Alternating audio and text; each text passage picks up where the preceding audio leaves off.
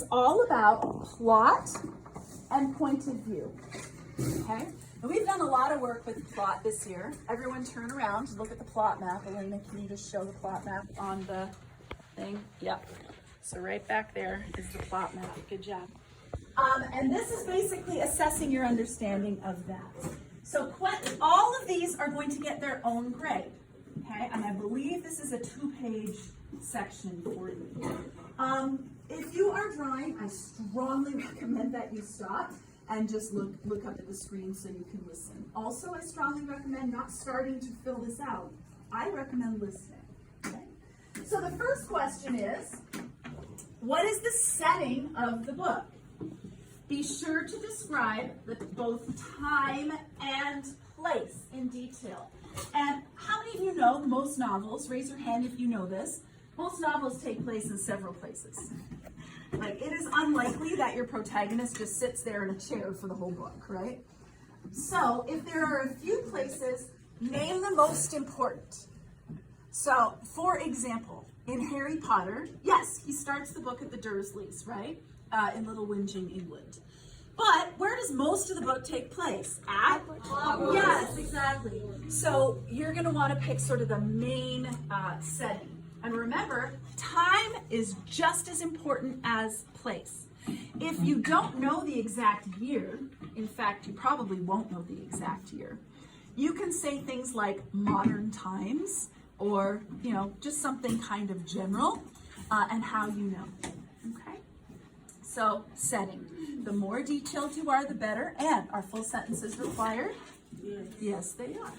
Question number 2. Describe the main conflict. What's the problem facing the protagonist? Protagonist is a fancy word for main character. Good job. What's his or her problem? What is it? Okay, so you have to describe that. Now, how many of you know that in a novel, typically characters have more than one problem?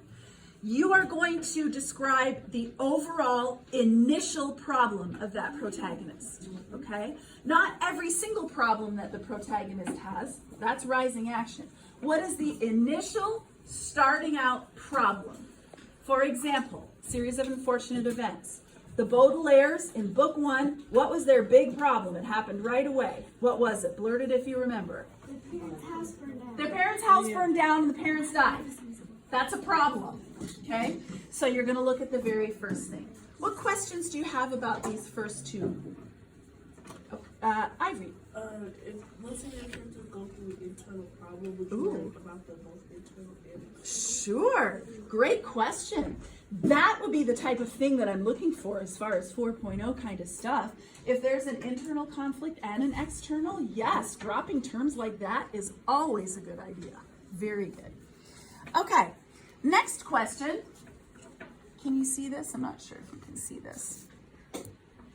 Sorry, Elena. How does the conflict get resolved? Okay, give a detailed answer about the climax. So, how many of you have picked a book in a series? Okay, I do know full well that sometimes in a series, for example, Wings of Fire, I feel like that thing never gets resolved. Am I right? Wings of Fire just goes on indefinitely. And the Baudelaires, honestly, their conflict doesn't truly get resolved for a long time either. So, to the best of your ability, describe how the problem resolves. It might not be happy, it might be, but if we're talking wonder, this would be when Augie finally gets accepted it happens at the camp, right, that he goes to with his classmates.